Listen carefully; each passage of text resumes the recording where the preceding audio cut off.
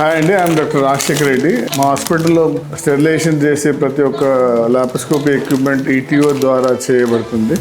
So ETO packing ఇలా ఉంటుంది. దీని ప్రాసెస్ ఏందో నేను మీకు స్టెప్ వైజ్ చూపిస్తాను.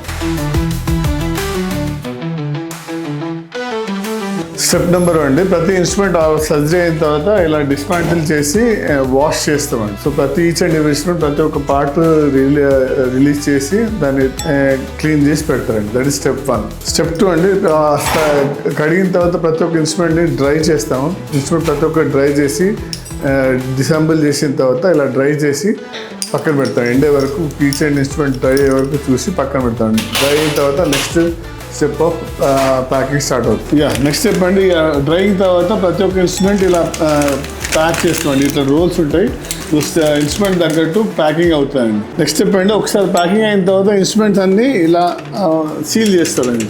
So after packing these instruments are kept in the tray and put in the ETO steriliser. Sterilise చేసి this is ETO gas cartridge. So per cycle ఒక cartridge వాడతాము. దీని క్యాట్రిజ్లో లోడ్ చేసి దీన్ని సీల్ చేస్తామండి. ఆఫ్టర్ 8 hours సైకిల్ అయిన తర్వాత automatic instruments అంతా స్టెరిలైజ్ అయిన తర్వాత ఇండికేటర్ చూపిస్తుందండి సైకిల్ అయిపోయినట్టు. సైకిల్ అయిపోయిన తర్వాత మళ్ళీ ఒకసారి ఓపెన్ చేసి ఇన్స్ట్రుమెంట్స్ అన్ని తీసి then we use it for surgery. So each and every laparoscopy instrument in our hospital is mandatory ETO sterilise. ఎందుకంటే ఇన్ఫెక్షన్ రేట్ చాలా తక్కువ ఉంటుంది, చాలా తక్కువ ఆల్మోస్ట్ నిల్ ఉంటుంది. కాబట్టి కంపల్సరీ లాప్రోస్కోపీ ఇన్స్ట్రుమెంట్స్ అన్ని ఈటీఓ స్టెరిలైజ్ చేయాల్సింది.